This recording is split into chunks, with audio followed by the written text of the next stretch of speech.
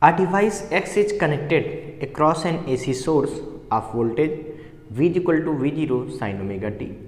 The current through the X is given as I is equal to I0 sin omega t plus pi by 2. A. Identify the device X and write the expression for its reactance. B. Draw graph showing variation of voltage and current over one cycle of AC for X. C. How does the reactance of the device X vary with the frequency of AC? Show this variation graphically. D. Draw the phasor diagram for the device X. तो देखिए बच्चों, इस question में कह रहे हैं हमसे कि कोई अल्टरनेटिंग वोल्टेज सोर्स है जो कि कहीं अप्लाई किया गया और उसका वोल्टेज कैसे दिया है V0 sin ओमेगा टी, या किसी इंस्टेंट टी का वोल्टेज दे दिया। कहा उस समय उस जो X डिवाइस जिसमें हमने अल्टरनेटिंग करंट सोर्स जोड़ रखा है उससे करंट जो फ्लो होती है वो क्या होती है I0 sin omega T plus pi by 2। तो हमसे कह रहे हैं वो डिवाइस है क्या। बच्चों आपको पता है कि जैसे एक ये वोल्टेज ग्राफ दिया है और एक ये करंट ग्राफ दिया है। अगर हम ध्यान से देखें तो इसको देख के हमको समझ में आ रहा है कि यहाँ पर करंट जो है वो लीड कर रही है कितना पाई बाई 2 से। तो अगर करंट पाई बाई 2 से लीड करती है तो वो कौन सा सर्किट होता है, ठीक है। तो डिवाइस X क्या होगी, ये होगी कैपेसिटर।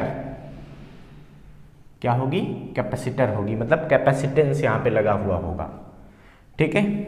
तो डिवाइस X क्या हो गई बच्चों, कैपेसिटेंस हो गई। क्यों, क्योंकि ध्यान रखेंगे क्या कि जब कहीं केवल रेजिस्टेंस लगा होता है, ठीक है, तो वहां V और I सेम फेस में होते हैं।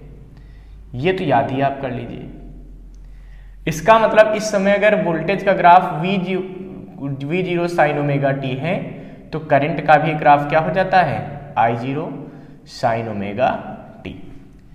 बट अगर कभी किसी सर्किट में केवल इंडक्टेंस लगा हो तो इंडक्टर अगर लगा हो तो बच्चों V लीड करता है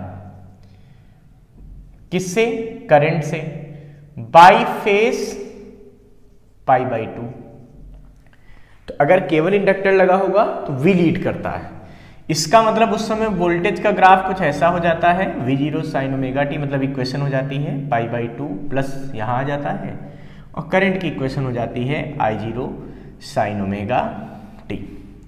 मतलब कुल मिला के अगर साइन में कर्व दिया है तो वोल्टेज का जो एंगल है जो साइन के साथ वो पाई बाई 2 ज्यादा होता है, ठीक है। अच्छा, अगर इसके बाद अगर केवल कैपेसिटर हो तो बच्चों ध्यान रखना I लीड करता है किससे, वोल्टेज से। कितने फेस से, तो विद फेस पाई बाई 2। तो इस केस में जब I लीड करता है तो I में साइन वाला एंगल ज्यादा हो जाता है, मतलब V बराबर अगर है V0 sin ओमेगा टी तो I बराबर हो जाता है I0 sin omega T plus pi by 2। मतलब अगर साइन का कर्व दिया है तो जिसका एंगल बड़ा होता है वो चीज लीड करती है, जितने एंगल से बड़ा होता है उतने एंगल से लीड करती है। मैंने आपको पहले भी समझा रखा थ्योरी में। तो बच्चों ये बेसिक बातें हैं जो आपके दिमाग में होनी चाहिए। सबसे बड़ी बात आपको मैं यहाँ पे ये बताना चाहूंगा कि लीड और लैग्स का काम क्या है। तो जो चीज लीड करती है V और I में से वो अपनी मैक्सिमम वैल्यू यानी कि पीक वैल्यू को पहले गेन करती है पॉजिटिव Y एक्सिस में, ठीक है। तो जो चीज लीड करती है वो अपनी मैक्सिमम वैल्यू को क्या करती है, पहले गेन करती है, और जो लैग्स करती है वो अपनी मैक्सिमम वैल्यू को यानी कि पीक वैल्यू को बाद में गेन करती है। अभी हम ग्राफ बनाएंगे तो आपको चीज क्लियरली समझ में आ जाएगी। तो बच्चों यहाँ पे चूंकि जैसा इक्वेशन दी थी उससे हमको पता चला कि करंट में क्या है, करंट यहाँ पे लीड करेगी, कितने एंगल से लीड करेगी, 90 डिग्री से। तो 90 डिग्री से अगर लीड करती है करंट तो क्या होता है, कैपेसिटेंस होता है, ठीक है। अच्छा, फिर इसका पहले सर्किट का रिएक्टेंस किससे लिखते हैं, XC से लिखते हैं। इसको XC को बोलते क्या है, इसको बोलते हैं कैपेसिटिव रिएक्टेंस, इसको क्या बोलते हैं। और कैपेसिटिव रिएक्टेंस की वैल्यू क्या होती है, तो XC बराबर हो जाती है 1/ω/c, या XC बराबर लिख सकते हो 1/ω की वैल्यू क्या होती है 2πf, तो 1/2πfc। यहाँ पे क्या किया गया, ओमेगा की वैल्यू 2 पाई एफ पुट कर दी गई, तो ये एक्सी हो जाता है। ये रिएक्टेंस का फार्मूला हो गया। ठीक है, अब देखिए इसका हम बी पार्ट सॉल्व करते हैं। बी पार्ट इसका क्या कह रहे हैं, कह रहे variation of V and I, ठीक है, विद टाइम टी। तो वेरिएशन हमको दिखाना है वी और आई का विद टाइम टी।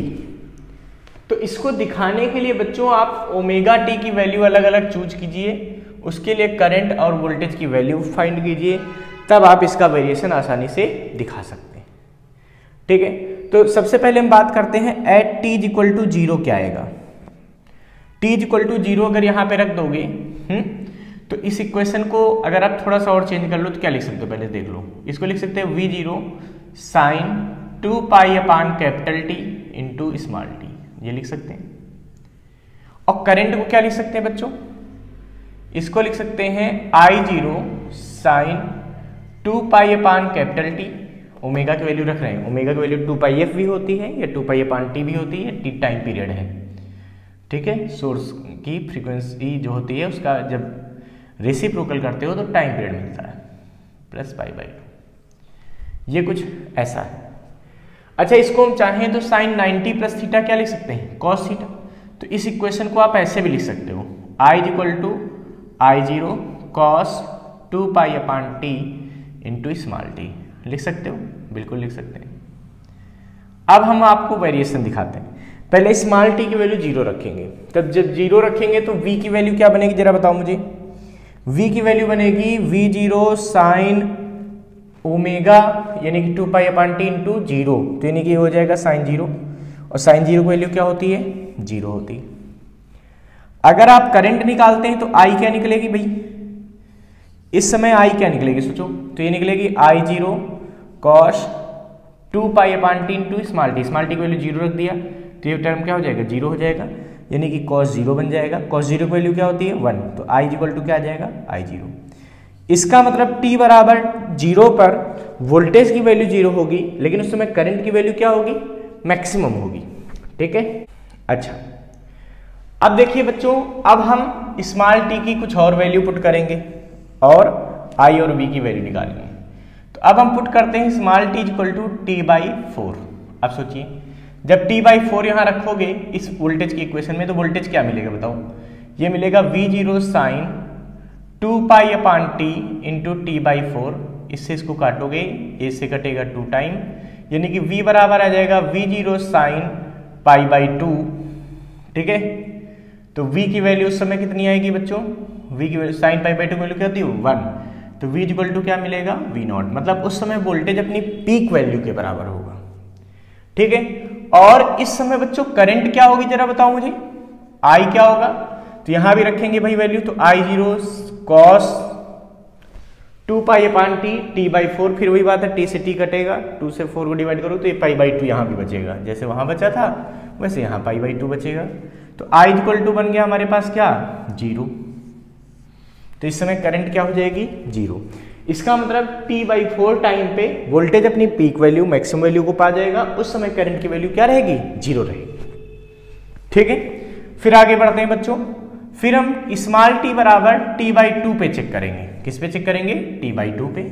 जब t बाई 2 यहां रखोगे वोल्टेज में तो क्या मिलेगा हमको, ये मिलेगा v बराबर v zero sine 2 pi upon T into T by 2। तो बच्चे टी कट जाएगा, 2 से 2 भी कट जाएगा, तो क्या मिलेगा v बराबर v जीरो साइन पाई, और साइन पाई की वैल्यू क्या होती है बच्चों, जीरो। इसीलिए ये टर्म तो क्या हो गया, जीरो हो गया, मतलब वोल्टेज फिर से जीरो हो गया। ध्यान दीजिएगा, जब वोल्टेज अब जीरो हो गया तो इस समय करंट क्या होगी सोचो, तो I बराबर क्या मिलेगा, I की इक्वेशन वैल्यू रख दो, स्मॉल टी जगह टी बाई 2, फिर वही बात t से t कट जाएगा, 2 से 2 कट जाएगा, यानी कि बचेगा ये कॉस पाई, तो ये बचा I जीरो कॉस पाई। ठीक है, अगर बात करें तो कॉस पाई की वैल्यू क्या होती है, -1। इसका मतलब इस समय जो करंट की वैल्यू होगी वो क्या होगी बच्चों, माइनस आई जीरो होगी। क्यों, क्योंकि -1 हो गया ना, तो ये आई जीरो हो गई, वो भी कैसी, माइनस की। अब समझो बच्चों, फिर हम बात करते हैं small t equal to 3t by 4 पर।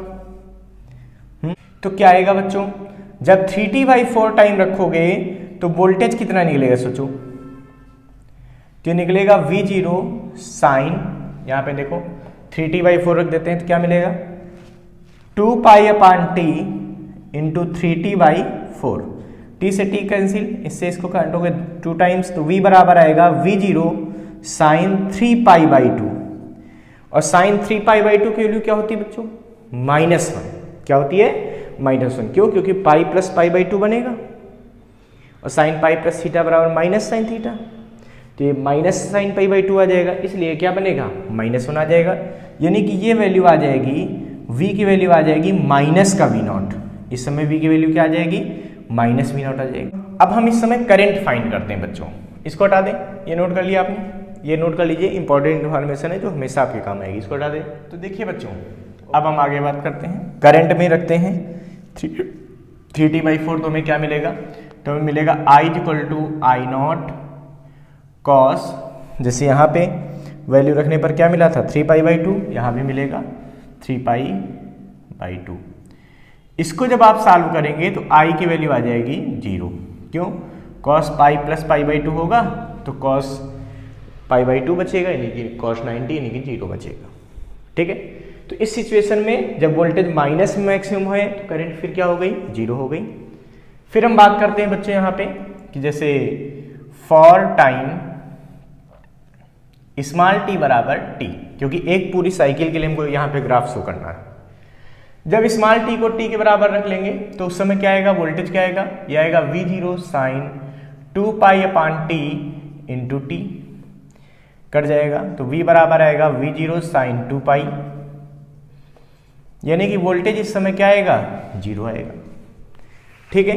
अगर इस समय आप करंट की वैल्यू बात करेंगे तो करंट की वैल्यू क्या आएगी बच्चों, करंट का ये है, इसमें वैल्यू रखो स्मॉल टी की जगह कैपिटल टी, तो टी कट जाएगा तो क्या बचेगा, ये बचेगा I0 cos 2π, यानी कि I बराबर यहां से आ जाएगा cos 2π की वैल्यू क्या आ जाएगी बच्चों, ये आ जाएगी तुम्हारे पास 1 होती है, यानी कि I बराबर हो जाएगा I0, यानी कि पीक वैल्यू मिलेगी, मैक्सिमम हो जाएगी करंट उसमें। अब बच्चों वोल्टेज और करंट का हमको वेरिएशन दिखाना है विद टाइम t, तो पहले हम वोल्टेज का वेरिएशन दिखाते हैं। पहले तो हम बच्चों एक एक्सिस ऐसे बना लेंगे, ऐसे इस एक्सिस पे हम टाइम को दिखाने जा रहे हैं, ठीक है बच्चों। पहले हम वोल्टेज की बात करते हैं, तो वोल्टेज देखिए t बराबर 0 पे वोल्टेज कितना है 0 है, मतलब यहां पे होगा t बराबर 0, तो यहां पर वोल्टेज भी 0 है। फिर t/4 पे वोल्टेज कितना है V0, तो बच्चों V0 हो जाएगा ऐसे मैक्सिमम, फिर 0 होगा आगे चल के, फिर अपोजिट मैक्सिमम, फिर 0। यहां पे बच्चों t बराबर क्या है बच्चों 0 है, यहां पे t की वैल्यू कितनी है बच्चों t/4 है, यहां पर t की वैल्यू कितनी है बच्चों, देखो दोबारा 0 का वोल्टेज मिला, ये देखो t/2 पे वोल्टेज क्या हो गया 0 हो गया, यह t/2 पे मिला। फिर आपको कहां मिला 3t/4 पे क्या मिला, माइनस का वोल्टेज मैक्सिमम मिला, तो ये वैल्यू कितनी हो जाएगी टाइम की 3t/4। और उसके बाद फिर क्या हुआ बच्चों t पर फिर क्या मिल गया 0 मिल गया, कैपिटल T पे वोल्टेज 0 मिल गया। तो ये बच्चों ग्राफ किसका हो गया, ये वोल्टेज का ग्राफ हो गया। अब हम करंट की बात करते हैं। करंट का ग्राफ देखिए, जब t बराबर 0 रखा था, ठीक है, उस समय करंट क्या थी मैक्सिमम थी, मतलब करंट का ग्राफ मैक्सिमम से शुरू होगा तो कुछ ऐसा बनेगा बच्चों। देखिए t बराबर 0 पर करंट मैक्सिमम, t/4 पे देखो करंट क्या हुई है 0 हुई, बहुत बढ़िया। t/2 पे करंट क्या हुई बच्चों मैक्सिमम हुई, लेकिन अपोजिट डायरेक्शन में, बहुत बढ़िया। फिर 3t/4 पे करंट कितनी हो गई बच्चों 0 हो गई, बहुत सही। फिर t पर कैपिटल T पे मतलब टाइम पीरियड कंप्लीट होने पे करंट कितनी हो गई मैक्सिमम हो गई, ये हो गई। ये बच्चों प्लस का I0 हुआ, यहां पे माइनस का I0 हुआ, जबकि अगर वोल्टेज में बात करो यहाँ प्लस का V0 होगा, यहाँ पे माइनस का V0 होगा। तो ये वोल्टेज और करंट का वेरिएशन हो गया एक साइकिल के लिए, यहां से आता कि एक साइकिल कंप्लीट हो गई, ऐसा हो गया। अब इसका देखिए थर्ड पार्ट करते हैं। थर्ड पार्ट हम करें variation of reactance with frequency, ठीक है। तो रिएक्टेंस क्या आया है XC आया है, ये कितना आया 1/2πfc। तो इसका फ्रीक्वेंसी के साथ वेरिएशन कैसे मिलेगा जरा समझो। तो बच्चों जरा ध्यान से देखिए, ये जो बची हुई जगह है इतने में हम कर देते हैं, ठीक है। सी पार्ट करने जा रहे हैं, तो variation of XC with F, तो एक्सी बराबर क्या आया 1/2 पाई एफ सी, यही तो आया फार्मूला। कैपेसिटिव रिएक्टेंस क्या आता है 1/2 पाई एफ सी, यानी कि एक्सी डिपेंड्स ऑन 1/f, मतलब जब फ्रीक्वेंसी बढ़ेगी तो कैपेसिटिव रिएक्टेंस घटेगा, इनवर्सली प्रोपोर्शनल। तो इसका अगर ग्राफ खींचना चाहे बच्चों तो कैसे बनेगा, ग्राफ इसका कुछ ऐसे बनेगा, कैसे, रेक्टेंगुलर हाइपरबोला। जब एक्सी इंटू एफ बराबर निकालोगे तो 1/2 पाई सी यानी कि कॉन्स्टेंट, तो ये ग्राफ कुछ ऐसे बन जाता है, ठीक है। क्यों, क्योंकि यहां हो रहा है एक्सी इंटू एफ बराबर कॉन्स्टेंट। तो इसका ग्राफ बच्चों कुछ इस तरह से बनता है, एक्सी और एफ का ग्राफ इस टाइप। इसको बोलते हैं हाइपरबोला। कौन सा हाइपरबोला, रेक्टेंगुलर हाइपरबोला, ठीक है। तो एक्सी और एफ का वेरिएशन हो गया।